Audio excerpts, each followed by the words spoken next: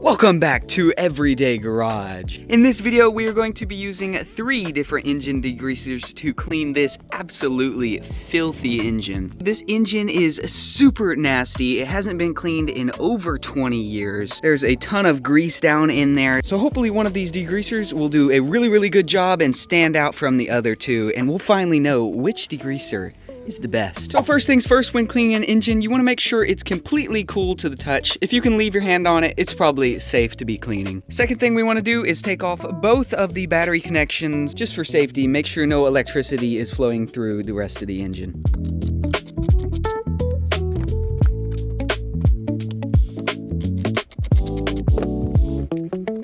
And the final step before we can start cleaning, we just want to cover up any vital electronics like the alternator, any fuse boxes, any just wiring that you see that's kind of open. We just want to protect all of that. I'm going to use some plastic bags to cover those things up, and then we can move on to cleaning. All right, now that we have those 3 steps complete, we can start on cleaning. So I'm going to divide the engine bay into 3 parts. This side will be this general O'Reilly degreaser. You can get this for super cheap. The middle section will be this Gunk engine degreaser, which is kind of the middle of the road. It's kind of what everybody goes with. And then on the other end here, we're going to use this higher end CRC degreaser. So I have the engine divided into 3 sections now. So now I'm quickly just going to use some compressed air to blow any dust and dirt out. And then we'll finally be able to move on and see if these degreasers are going to get this super dirty engine really clean.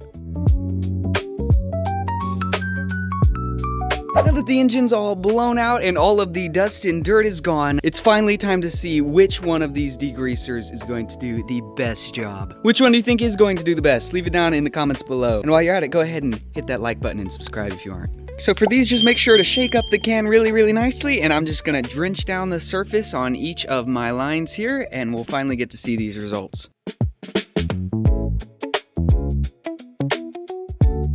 Alright, I've now sprayed all 3 sides with their different degreasers. I'm gonna let all 3 sides sit and soak for a little bit for probably around 10 minutes. So I let all 3 of the degreasers sit for about 10 minutes. Now I'm going to use my water hose just very gently, making sure not to hit any vital electronics or any of the areas we covered up. And that's just gonna get off any of the remaining dirt and the debris that the degreaser was able to pull out of the engine. Now that I've gotten off any of that dirt and debris that the degreasers brought out, I'm just going to use a microfiber towel and dry everything off. And then we'll also use some compressed air just to make sure that there's no water in any vital components. And then I'm also going to let this set for several hours just to make sure all of the water has ran out. But let me dry this off and we'll finally see the end results. After that final drying, this is what we are left with on the engine. And just look at this before and after. I think it's a really huge difference. Now, if I was cleaning an engine bay to be cleaning it, I would continue cleaning it using plastic restorers and other kinds of cleaners, those sorts of things, not just degreaser. That would just be the very first step. But as far as degreasers go, this actually cleaned the engine really nicely. I think I have my new favorite degreaser, but I want you guys to pick for yourselves which one you think cleaned the best. I really hope you guys enjoyed this video, and I will see you in the next one. Later!